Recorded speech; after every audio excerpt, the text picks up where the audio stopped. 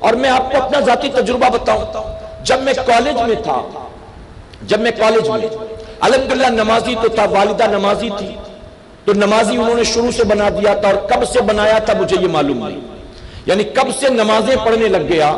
آپ میں سے بہت سے ہوں گے جن کو یہ پتا ہوگا کہ وہ کب سے نمازی بنا، لیکن مجھے یاد نہیں کہ میں نے کب سے نماز پڑھنی شروع کی، اور یقیناً یہ میری والدہ کا احسان ہے، میری والدہ کی تربیت کی الحمدللہ۔ لیکن اسکول جاتا تھا، کالج جاتا تھا، دینی کتابوں سے اتنی محبت نہیں تھی۔ ایک مرتبہ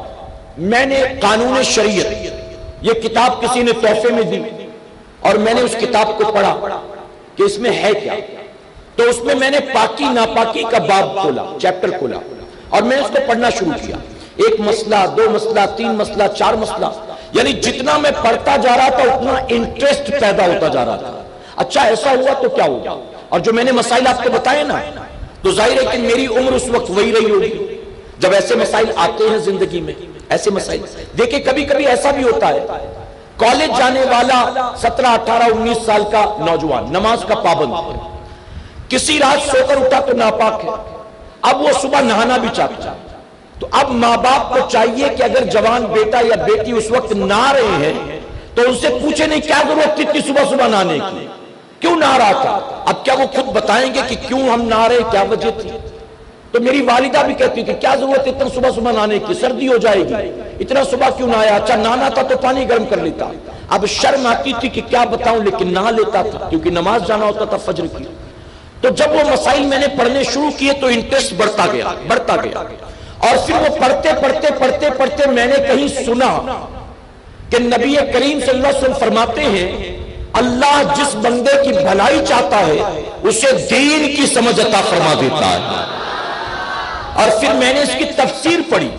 کہ دین کی سمجھ سے مراد کیا ہے، تو اس میں لکھا تھا، تفسیر لکھنے والے مفسر نے لکھا تھا کہ دین کی سمجھ سے مراد یہ ہے کہ اس کے دل میں دین کو سیکھنے کا شوق پیدا ہو جاتا ہے۔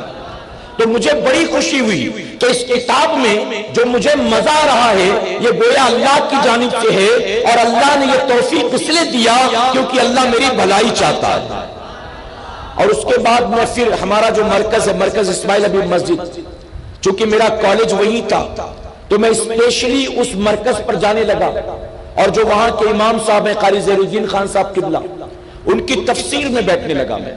وہ عشاء کی نماز کے بعد تفسیر بیان کرتی تھی، ہفتے میں 5 دن تفسیر ہوتی تھی، اور سیٹرڈے سنڈے جو ہے وہ مسائل ہوتی تھی۔ تو اسپیشلی کالج کی چھٹی بھی ہوتی تو میں وہاں جاتا تھا، اور میں نے 3 سال اس کو اٹینڈ کیا، 3 سال وہاں بیٹھا، سنتا رہا، انٹرسٹ بڑھتا رہا۔ اور پھر تفسیر بیان کرتے قاری صاحب نے ایک دن یہ کہا تھا کہ جب تم علم حاصل کرنا شروع کرتے تو ایک دن تمہاری زندگی میں ایسا بھی آتا ہے اللہ تمہارے ذہن کو کھول دیتا ہے، پھر تم ایک بات پڑھتے ہو لیکن اس ایک بات سے 10 باتیں خود تمہارا ذہن جو تم کو بتا دیتا ہے، 10 چیزیں۔ اور پھر میں وہ سب محسوس کر رہا تھا، یعنی میں ان مرحلوں سے گزر رہا تھا، اور میں وہ فیل کر رہا تھا کہ واقعی جو میں پڑھ رہا ہوں، جو میں سن رہا ہوں، وہ میں اپنی زندگی میں محسوس کر رہا ہوں۔ تو میرے پیارے آقا علیہ الصلوۃ والتسلیم کے پیروانوں، یہ علم دین کا حاصل کرنا، یہ اس کا شوق، یہ اس کا جذبہ اللہ کی جانب سے ہے، اور اگر توفیق مل جائے تو اللہ کا شکر ادا کیا کرو کہ یقیناً رب نے توفیق دیا ہے تو اس لیے کیونکہ وہ بھلائی چاہتا ہے، اور جب رب بھلائی کسی بندے کی چاہے تو پوری کائنات مل کر بھی اس بندے کا برا نہیں کر سکتی۔ ارے جس کی بھلائی اللہ چاہتا ہو، کیا بتائیے اس کا برا کوئی کر سکتا ہے؟